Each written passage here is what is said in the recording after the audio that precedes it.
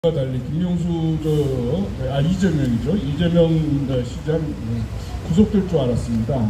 이렇게 뭐 보면은 일반인들의 이재명 대표에 대한 여론은 굉장히 악화되어 있는데요. 그런 걸 봐서는 범죄 혐의도 어느 정도 선명이 됐고 했기 때문에 구속될 것 같다, 구속될 가능성이 훨씬 높다 이렇게 생각했는데 법원에서는 기각을 했습니다. 기각을 했다고 해서 그 사람이 죄가 없다는 것은 아니죠. 그렇지만은 그 정치적 의미는 상당한 겁니다. 일부에서는 이렇게 아전인수격으로 해석을 합니다. 야당 대표의 사법 리스크가 계속될 것이다. 따라서 여의도 정치는 상당히 대립이 격화될 것이다. 그렇다면은 이거는 결코 우파에 불리한 구도는 아니다. 이렇게 해석을 내리고 있습니다. 그것도 그럴싸하죠. 그렇죠? 정말 좌파 빨갱이들 그런 색채가 짙은 야당이 자기들 논리에 파묻혀서 혼란을 거듭한다면 그건 틀림없이 반사적으로 여당 혹은 헌법을 지키는 세력들한테 이득이 되는 것은 맞습니다. 저도 그런 논리에 일부 수긍을 합니다. 많은 이재명이죠. 이재명의 구속 다음이면 모든 게 끝납니까? 그거 아니지 않습니까? 이재명의 구속 다음에 우리는 또 할 일, 더 큰 일이 있습니다. 누굽니까? 문재인이 이 나라를 이렇게 만든 주범 중에 주범, 북한 간첩이라고 지목받고 있는 문재인이 양산에 취거하면서 가끔 서울에 올라와서 무슨 짓을 하지 못하는 문재인 대한 사법적인 국민적 역사적 심판이 이루어져야 된다고 저는 생각합니다. 그런 의미에서 빨리 좌파들의 국정농단에 대한 심판은 속도를 내야 하는 겁니다. 이재명에 대한 구속이 이루어지고 그 다음에는 바로 문재인에 대한 구속의 절차를 밟을 수 있다고 생각하는 겁니다. 근데 그게 이재명에서 막혀버리니까요. 그 절차가 중단되고 있는 겁니다.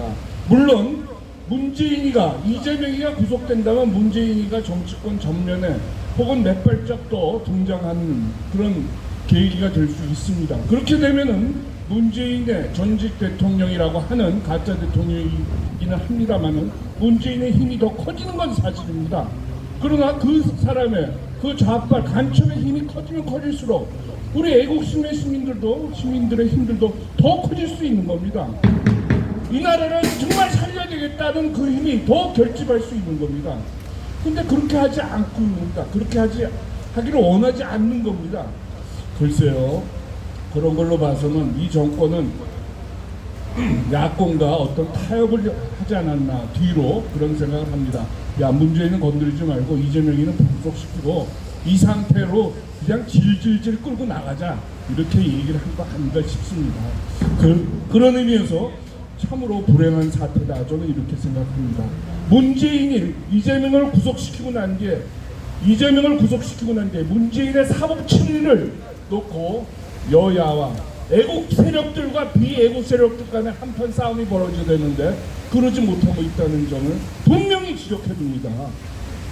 문재인이가 빨리 이 역사적 심판, 법률적 심판을 받아야지 이 나라가 정화되는데 큰 도움이 된다는 걸 말씀드립니다. 그런 의미에서 이재명에 대한 구속영장 기각 큰 문제다 이런 말씀을 드립니다.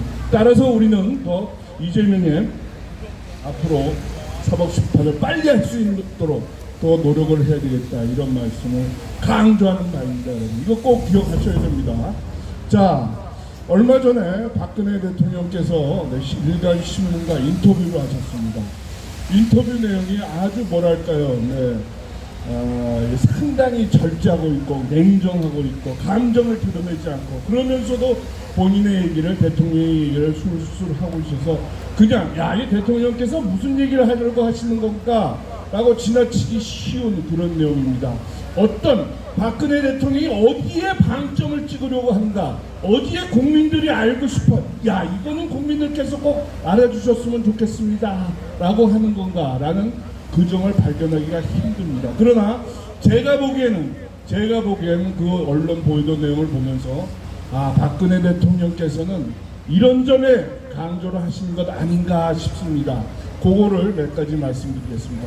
박근혜 대통령께서는 자기의 어떤 잘못이라고 할까요? 이런 걸로 진심으로 국민들한테 사과한다, 송구하다, 주변을 관리 잘못했다라고 얘기하셨어요. 야, 전직 대통령, 불법 파면, 불법 탄핵된 대통령으로서 굉장히 겸허한 모습이다라는 말씀을 드립니다. 그런 모습이 국민들한테 어떤 울림을 주고 있지 않나 이런 말씀을 드립니다. 그게 첫째입니다. 두 번째, 박근혜 대통령은 불법 탄핵에 대해서 이렇게 말씀하셨습니다. 저 탄핵감이라고 생각하지 않습니다. 라고 말씀하셨어요. 뭡니까? 그 뜻은 무엇입니까? 이거는 불법 탄핵입니다, 여러분. 라는 거를 말하고 있는 겁니다, 여러분. 제가 탄핵당할 만한 일을 하지 않았습니다. 라고 얘기하고 있는 겁니다. 그 구체적인 예로 3자 뇌물죄에 대해서 언급하셨습니다. 3자 뇌물죄 뭡니까? 재단을 만들면서 SK와 롯데의 돈을 강요해서 직권을 남용해서 재단에 넣도록 했다라는 겁니다. 공익재단에.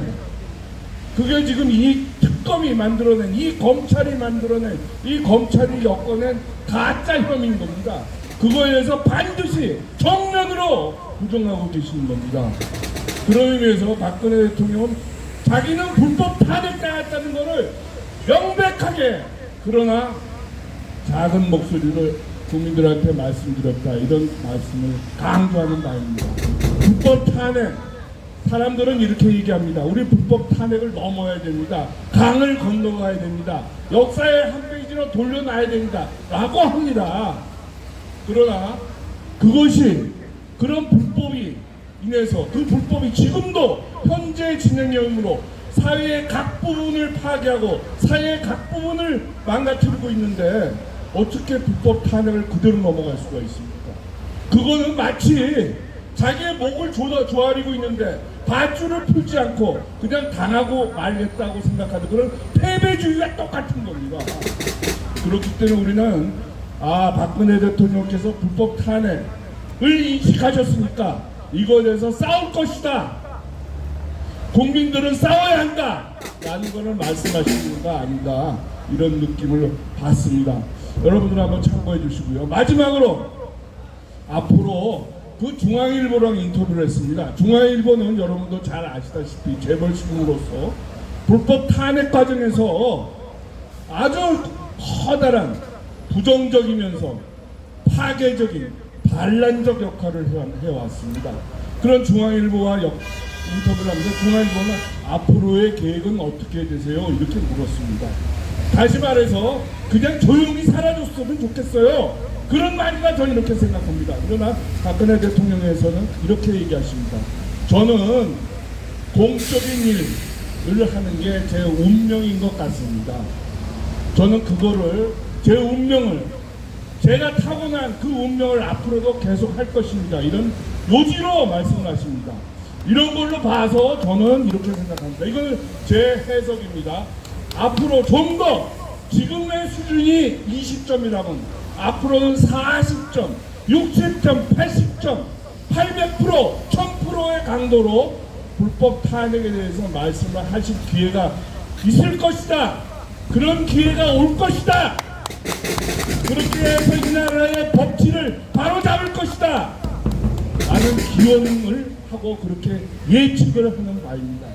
자, 법이라고 하는 것은 여러분도 잘 아시겠지만 보편적인 겁니다.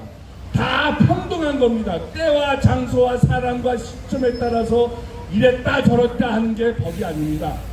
2016년 10월, 2017년 3월 불법이었으면 그 불법은 지금도 불법입니다.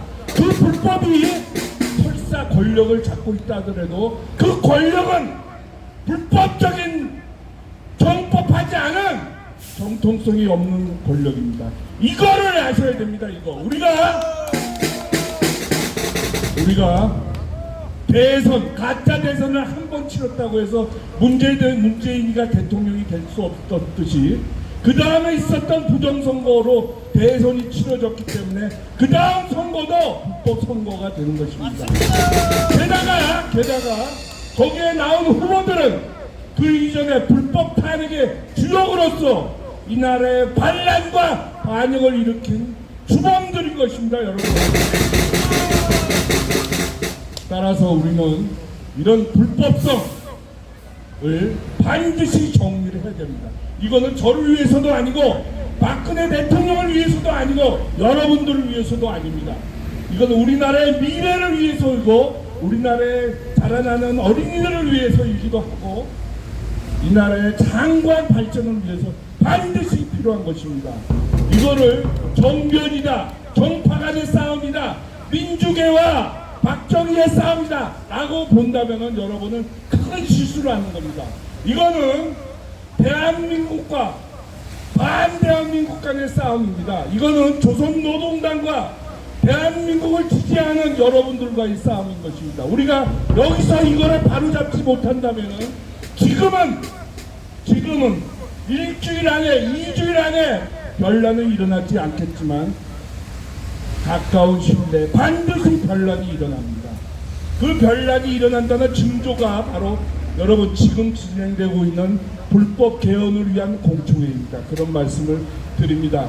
따라서 여러분들이 어떤 정파, 어떤 정치적 패널을 갖고 있는 것과 관계없이 불법 탄핵은 반드시 진상규명을 해야 되는데 여러분들은 동참하셔야 된다. 그런 말씀을 김명수에 대해서 얘기를 하지 않을 수 없습니다. 이 나라는 지금 불법이 가장 큰 문제는 불법이 자신이 정법하다고 자신이 법치주의라고 거짓말을 하고 있는 겁니다. 그 거짓말에 언론과 TV와 방송이 선전선동을 해주고 있어요.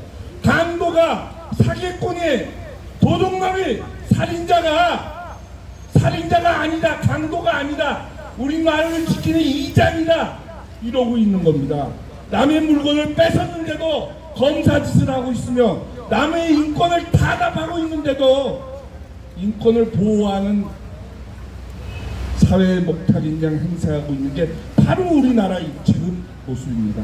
이거는 다시 말씀드리지만 불법 탄핵으로 인해서 불법이 정법이 되고 정법이 불법이 되었기 때문입니다.